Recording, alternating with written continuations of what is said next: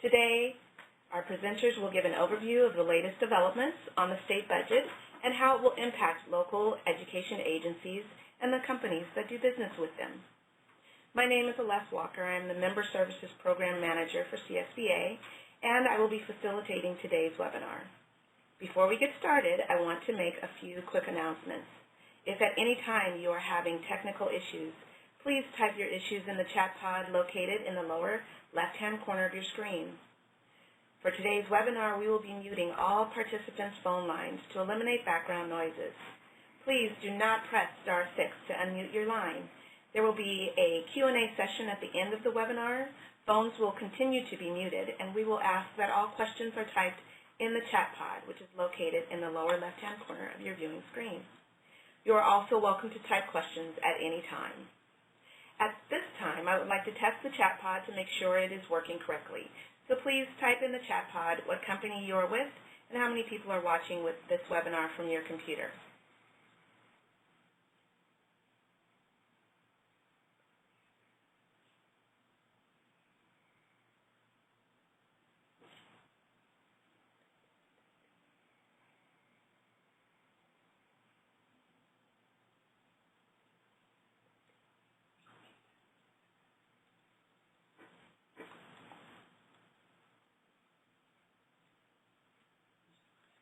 It looks like the chat pod is working correctly. At this time, I would like to introduce you to today's presenters. Both of our presenters are from our very own Governmental Relations Department here at CSBA. First, allow me to welcome Dennis Meyers, Assistant Executive Director of Governmental Relations. Dennis is responsible for the development and implementation of CSBA's political and legislative strategies, and leads a team of legislative advocates as they back California students at the state capitol and beyond. Thank you for joining us, Dennis. Also joining us is CSBA legislative advocate Teri Burns. Teri analyzes proposed legislation in the areas of the local control funding formula, school finance, and other areas that impact K-12 public education. Teri represents the interests of CSBA's members to the legislator, governor, and appropriate state and regulatory agencies. Thank you for your time, Teri. At this time, I'll go ahead and turn it over to Dennis. Great. Thank you, Celeste. Hello, everybody. Thank you for joining us. We really enjoy doing these presentations for our business affiliates and our partners. One, it just keeps the connection strong between those who support CSBA and us, but also we really want to give you an idea of the financial condition of school districts and county offices of education so it can help you in your planning during the upcoming year. So obviously, as Celeste said, Teri Burns is here. She's our budget person, and we'll be going through just pretty quickly where the budget stands now that was signed a couple of weeks ago for this next fiscal year. So let's move on. So thanks, Dennis. There are a few budget bills altogether for this year. We are starting with, there's the main budget bill, which is AB 97, but budget information that addresses education issues is found in a number of trailer bills as well. AB 99 is the main education omnibus trailer bill. That's where most of the education items will show up. But this year, career technical education shows up in SB 85. Some collective bargaining issues show up in SB 90. The good news is there were no vetoes this year. It's the second year in a row that there were no vetoes. The deal was done. The governor cut the deal with legislative leadership, and everything that was in the budget bill is in the budget bill. As you have questions, please go ahead and type them in the chat box as we go. Happy to answer any of your questions. So let's go back. Some of you were with us when we looked at the January budget. The January budget cautioned that there was rainy days ahead, there's going to be a decline in revenues, and it provided some gimmicks to reduce the over-appropriation of Prop 98. And over-appropriation is not a term in law. It is not the intent of Prop 98. Prop 98 was intended to be a floor, not a ceiling. but that's how they look at it, and so they're trying to be cautious that they don't give us a dime more than we actually need. That's one thing I wanted to say. From the perspective of the education community, it's actually offensive to think that Prop 98 can ever be, quote unquote, over appropriated. We're funded 45th in the nation in per pupil funding, so that's why it's been a battle over the last probably more than a decade. That term really has been something that the legislature uses to say you're not going to get any more than what the formula provides, and that's what they've been funding to, is absolutely the formula, and not anything that deals with the need that's actually in the classroom. Right. There were a lot of concerns about the gimmicks in January. The governor's May revision stressed that same level of caution, but did some other things, and it upped the dollars a little bit. It gave us an increase in the COLA, the final COLA of 1.56% for the remaining categoricals, and throughout this gave us a little more money for growth. It got rid of the proposed pause on child care rates and slot increases that had been there, so those are back in the budget. The governor had proposed to manipulate past years, and that was gone out of the May assumptions. So we moved ahead. We saw a better May revise, and I think we wound up with a better budget as the final budget, even yet. Yeah, so as this translates to now how money goes out to school districts, the difference between May and January, it was slightly better in May. The COLA went up, and there was actually more money in the Prop 98 guarantee, so that's translated to more money going into the target, into the grant, LCFF grants. So when we say that the COLA was 1.56%, school districts are not all getting 1.56% increase. It's all funneled through the grant, through the LCFF grant, and school districts are getting from this increase, it's a different amount. Every district is getting a different amount based on how far away they are from 100% funding, and this budget actually gets school districts not to within 97% of that. So the variances aren't as big as they were 2 or 3 years ago. So this grant, this chart shows now, how it translates through the LCFF. And it really is, the simple way to, figure out a very complex formula is every student walking in the door generates a base grant. And then you can see there it's a base grant based on grade level. Right, so it's a little bit different. If you have a elementary school, you're getting different rates than you're getting for high school students. Right, and then you see there's additions for grade span adjustments. So there's a K3 grade span adjustment that's tied to the district maintaining a 24-to-1 ratio in grades K through 3, and there's some caveats that I won't get into. And then there's also grade span adjustments for 9 through 12. And then as these students walk in, so every student gets a base grant or generates a base grant, and then if that student is either an English learner or from a low-income household or in foster care, that student then would also generate the supplemental grant.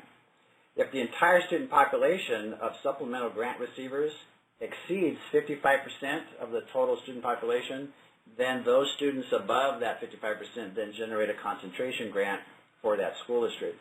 So it's important to note that a couple things here. The money doesn't follow the student. So it's not that Dennis walks in and is worth $14,000 to the school district. It's just this is how general fund money is generated for the school districts, and then through the LCAP process is how the budget decisions are made on how this money is allocated. The other thing too is just to note that there are school districts that probably 1/4 of the school districts in the state, so we're looking at probably 250, 225, that consider themselves, we call them low LCFF funded districts. They get their movement toward their grants because before LCFF was started, was slightly higher than other districts. They're not getting as much as other districts. So you may, and you're talking to school districts, they may say, well, we are an LCFF loser district, or we are low funded, or we're below average, and that's because of how this works and where they started. If they started further if they kind of had a wealthier revenue limit in the past funding formula, then they are going to be, getting less out of the growth year to year. And that's kind of important for you to know, because sometimes districts will have appearances of having a lot more money than maybe the district next door, and it's because of the redistribution that has been occurring under LCFF. But under this budget, school districts are now within 97% of their funding targets. Once they're at 100%, then the entire system will start moving up by COLA and growth. Right now, they're slightly different just based on how far away they are from their targets. Again, okay, so I told you that there was a new gimmick in May. What the governor and Department of Finance chose to do was take a look at Prop 98, which has 3 test type of years. And a test 3 year is a year in which revenue is low and not new coming in. Test 3B provides a supplemental appropriation for those years in which school funding wasn't going to come up as much as funding for the rest of the budget, so that it would equalize. What the governor has done has suggested that they're going to waive for 2018-19, 19-20, and 2021 for 3 fiscal years that supplemental appropriation if it kicks in, and that's a big if. We are expecting, all the projections are that these will be 3 relatively flat years, test 3 funding years and years ahead, but we are pre-cutting those years without that knowledge, without any information to assure us that there is a need for it. So what will happen here is that if next year it is a test 3 year, the payments that would have gone for this supplemental appropriation, they aren't made, and they're added to the maintenance factor. So that's a plus for us, that they're not just completely lost forever. They're added to the maintenance factor, and eventually we will get that money, not for the back years, but moving forward. It looks about, to us right now, an estimate of about $850 million if that kicks in for each of the 3 years. So that's more than $100 per student. It's about $125 per student. That's about right, yeah. Why the governor is doing that, again, we use this term over-appropriation. He uses a contingency so that he doesn't have to cut us mid-year if we have a really bad year.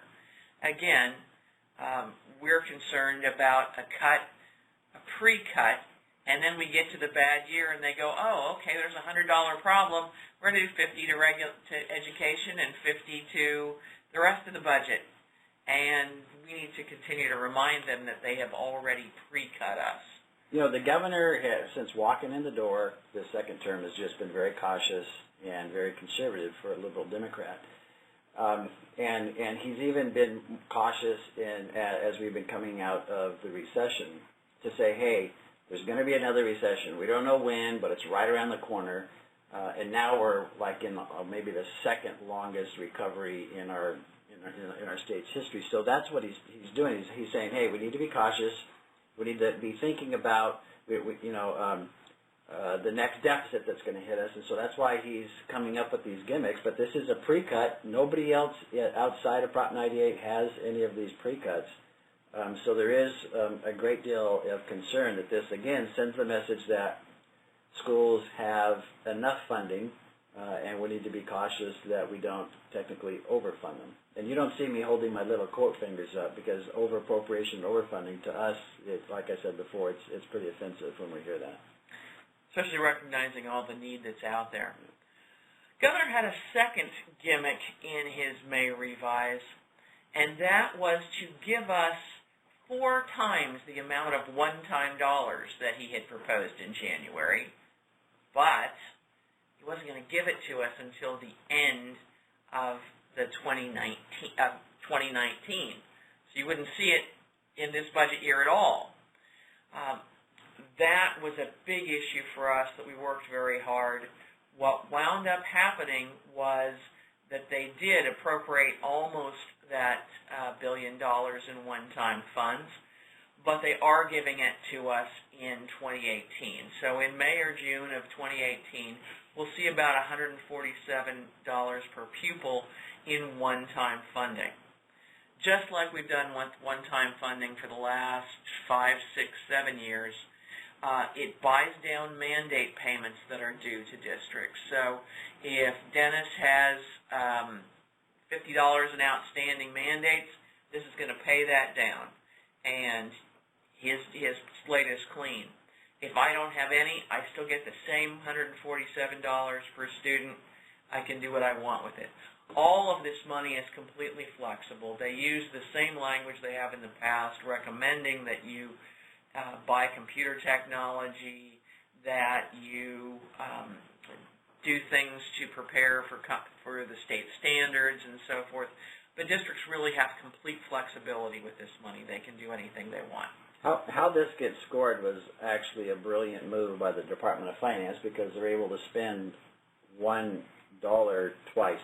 You know, they're giving it to districts, but then also they're erasing a debt that the state owes to those districts as well. So it's you know, not the greatest thing on our side, but on their side it was a smart move. They added some other items in the final budget. They added back $1 million for curriculum development. The governor's initial budget had essentially stopped the work of the Instructional Quality Commission on improving new sets of standards and frameworks and so forth. This $1 million is going to allow that work to continue. It's going to continue for computer science standards, ethnic studies curriculum, visual and performing arts, and world languages, all things that have been on the radar for a while and pushed back. So we're real pleased that those are moving forward. They also added an additional $5 million for professional development on the new history social science curriculums. They're in the process right now of approving the new curriculums that are going to be forth. So this is the new hot area that folks are going to be spending in this coming year. If you are involved with the Prop 39 energy efficiency funds, those were supposed to have already been encumbered by the end of this year. They added on an additional year to encumber those funds. So districts can still be using their Prop 39 monies. Finally, county office oversight of the LCFF funding. They had $20 million for each of the last 2 years to do that work, and that money was going to go away. Lot of concern about that, just as we're starting the new accountability system in earnest, that county offices should be doing this. They came up with a tweener and essentially gave $7 million for those county offices who were at their cap on services and couldn't draw from other parts of their account. So the most needy county offices are getting $7 million for that oversight work. On the bond, we all know that the voters approved Prop 51 on the November ballot. It had $9 billion in it, 7 of it for K-12 and $2 billion for community colleges. For those of you who do business with the community colleges, that money gets allocated through the chancellor's office, through the budget process, and it's a much simpler process than what we have in K-12.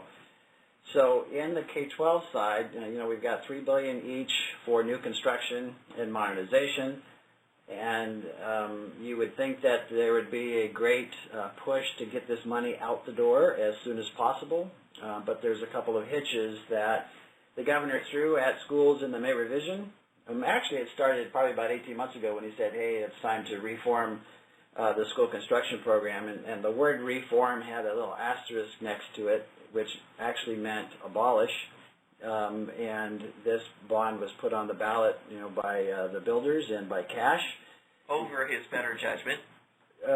And objections. And so as the budget came out, there was these new requests made of the legislature, and the legislature actually kind of adopted these, so it's not all that great. But as part of the budget there's adoption of an audit guide changes that districts have. If it's just an audit guide saying, hey, prove and how you spent your money, but there are additional regulations and changes in there that supersede the current program. And then there's also the requirement for new applications that there be a grant agreement signed before funds are allocated. Both of these add complexity, add new requirements.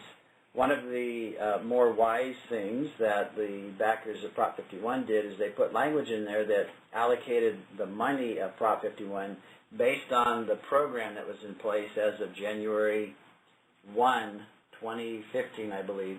So they were trying to lock in the rules that everybody was living under and all the applications that the State Allocation Board had at the time, and the governor is attempting to supersede some of that and change some of that.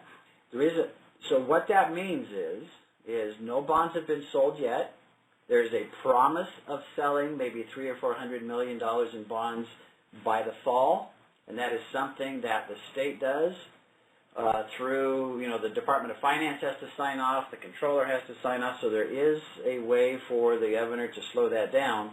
And right now we're looking at it being slowed down to the tune of a couple $100 million, hopefully by the end of the year. But, go ahead, Terry. But as part of that deal, this whole legislative deal, the governor has committed to get those funds out with the fall approach. So he got the requirements for the audit guide and the regulations that he wanted, and so everyone does still expect that money to go out this fall. Yeah, and it is just a couple $100 million, and those are on the unfunded list as it existed, I think, 6 months ago. But there's a caveat to all this is we know that there have been challenges that have been issued as far as these being underground regulations, things like that. So stay tuned to this if this is part of your interest, either as a finance company or as a law firm, because there's more developing. Every time the State Allocation Board meets, there's more and more information coming out about where this may end up. But the intent, is to try to get at least a trickle of these dollars out to project-ready projects right now. Some of the things from the May revise that remained unchanged, the final year of the CTE incentive grants were funded as expected. There was trailer bill language to use the Title II state teacher principal development monies. That money, $252 million, is going forward, and it's being folded into the state's ESSA plan, Every Student Succeeds Act federal plan. So you're starting to see that there. They are expecting to release those dollars and get them out. The State Board of Education will approve that plan in September, so it is going forward. The other piece in the May revise that's interesting, if you're interested in facilities, is they are applying the COLA to the charter school facilities grant. It has not had a COLA for several years now, and adding a COLA to that changes the square footage, the ADA per student funding from $7.50 to $12.36, which is a big jump.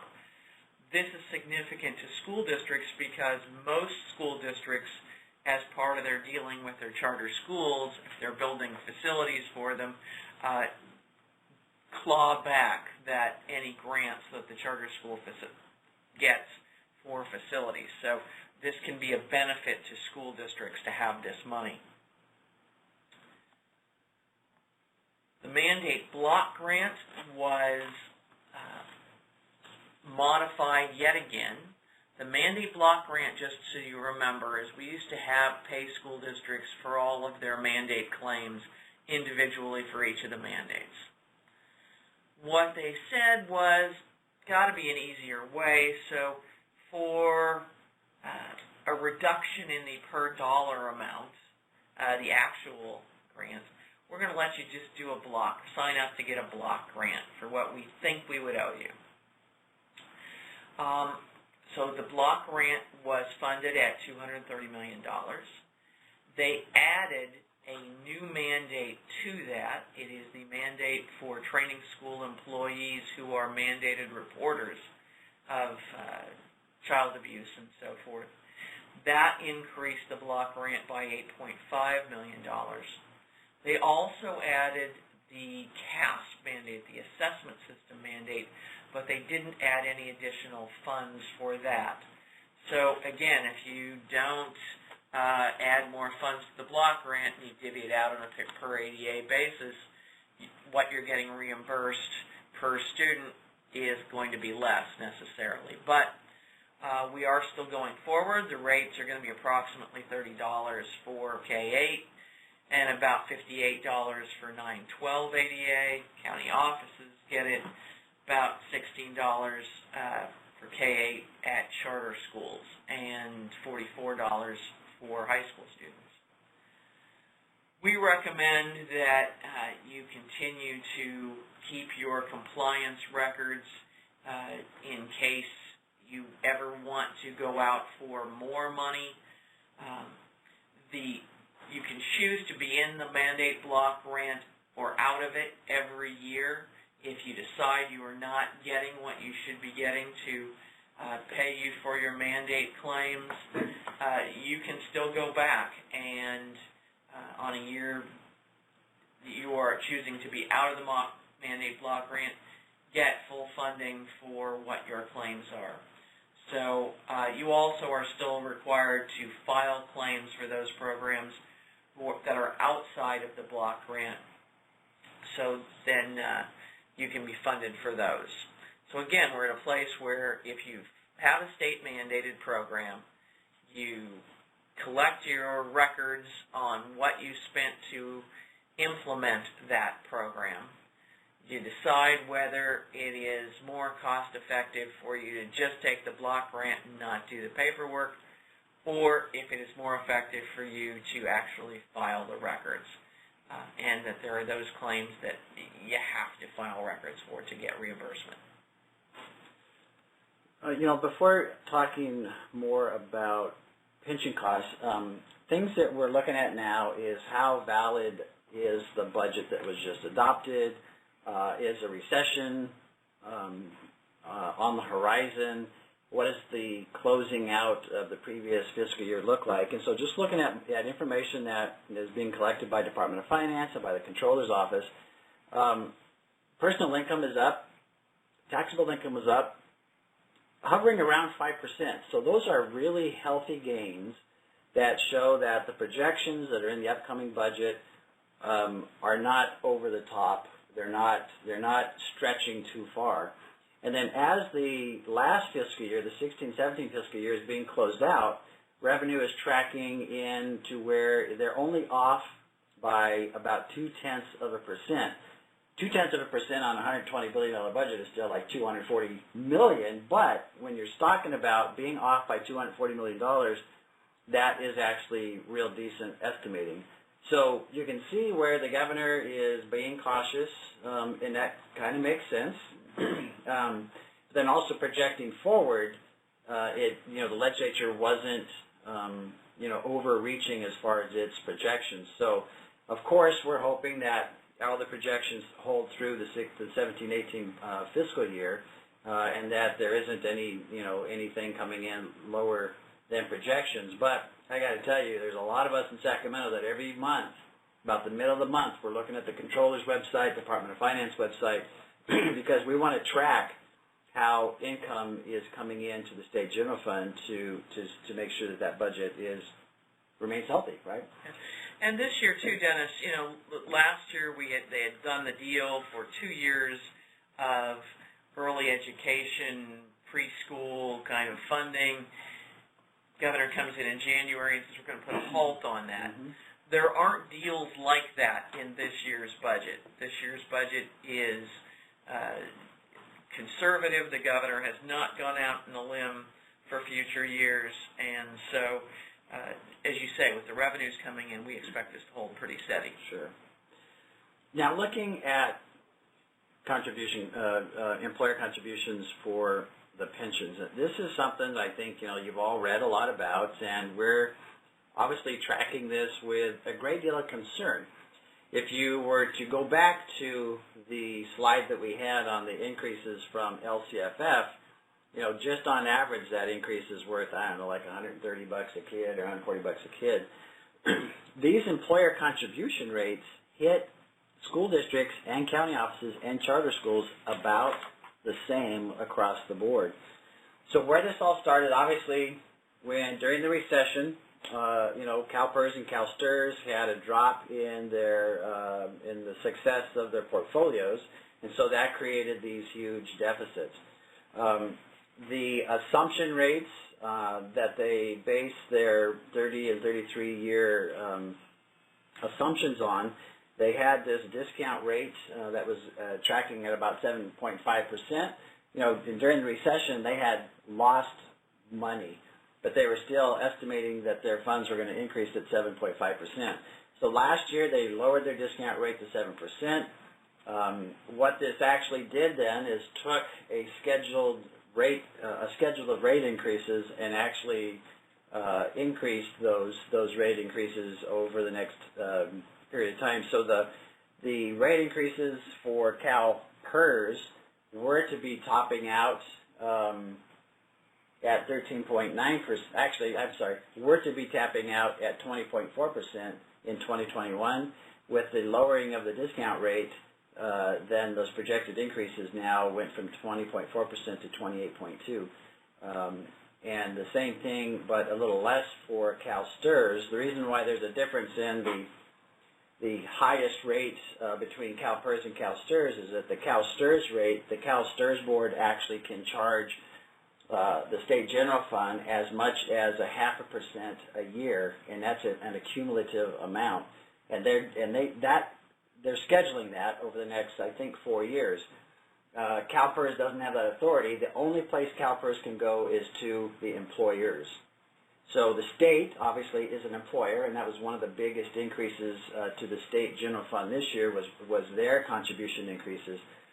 And then, obviously, they're charging that off to other local governments, including school districts. So this next chart shows what it looks like on a graph.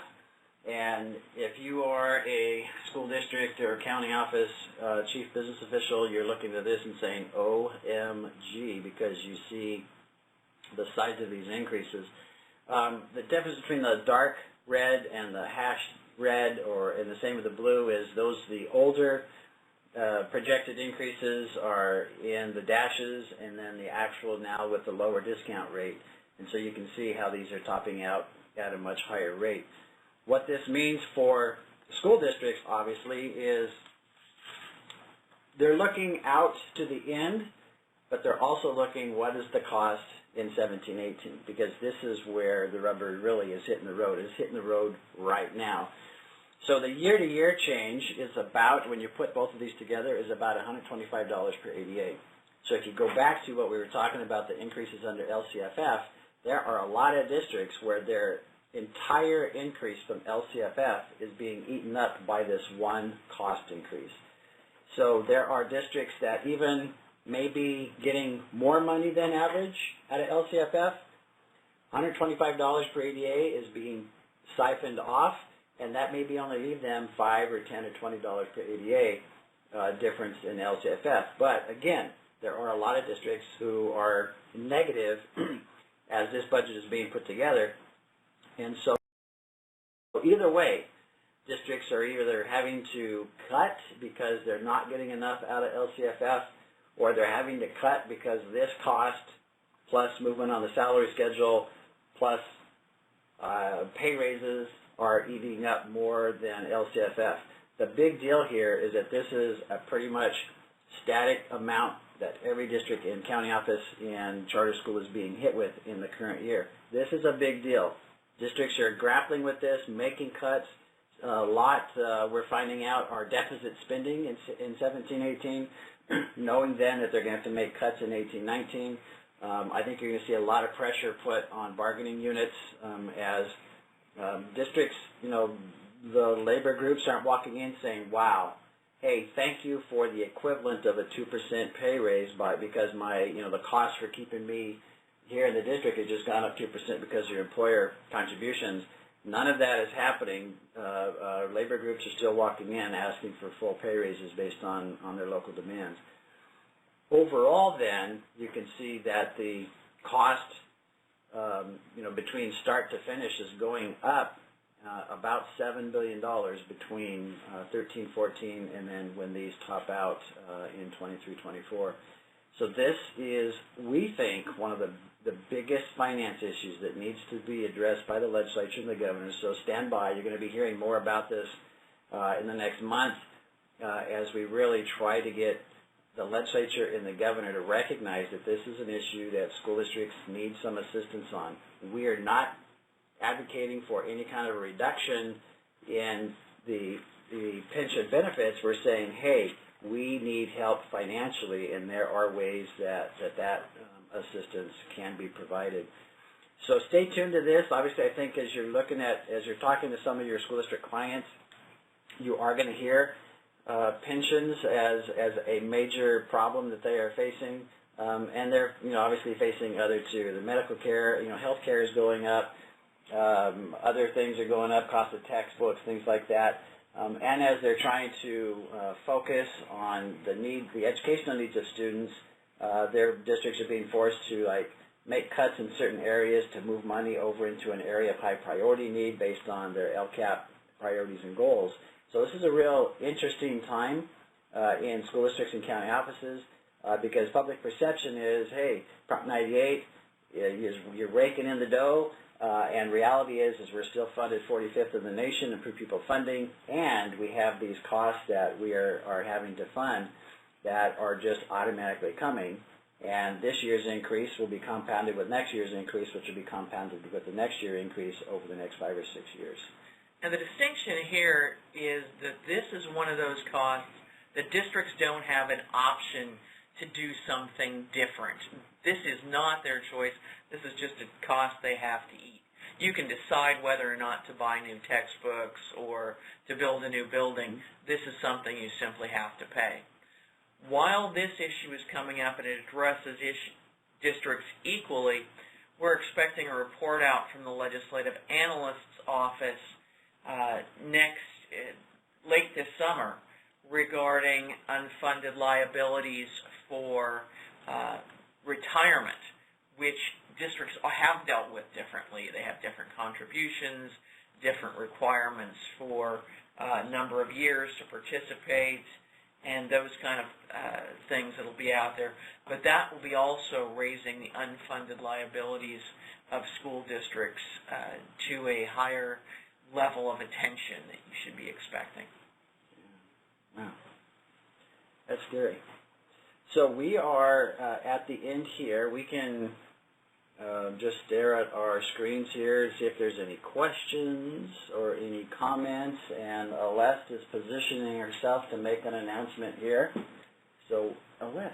And don't forget that our contact information is at the front of this slide deck, too. So you're always welcome to get to that.